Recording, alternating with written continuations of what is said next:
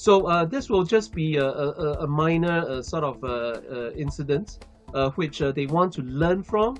This is not a small incident. So if you don't trust your closest allies, that means you don't really trust anybody. Well, I think the decision will kind of impact on the business community as they wonder what are the mechanisms as well as concerns that scuttled the deal, at least during the Biden administration.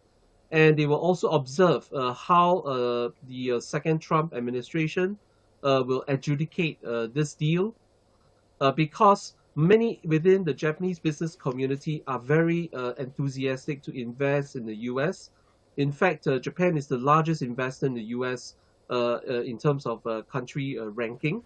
So this will just be a minor sort of incident which they want to learn from and to get precise information on how to avoid similar situations in the future.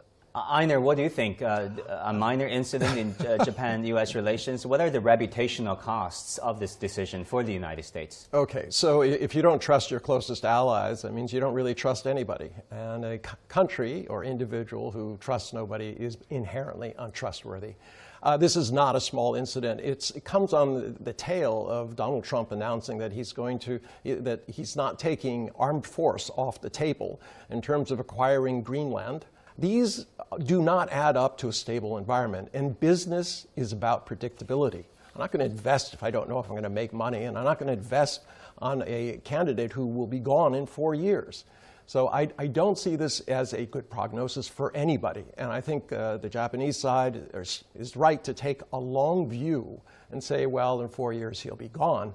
But in the end of the day, where are they going to go? If the U.S. turns hostile, this idea that the world should support the U.S. economy is what Trump is selling. And that doesn't sit well with the rest of the world, especially those who feel that they've gotten the wrong end of the stick economically from these many, many years. Einar, is there still a pro-free trade party in the United States today? Well, yes, but it's very quiet, for good reason. If they bring up free trade, they might be accused of being, a traitor to America.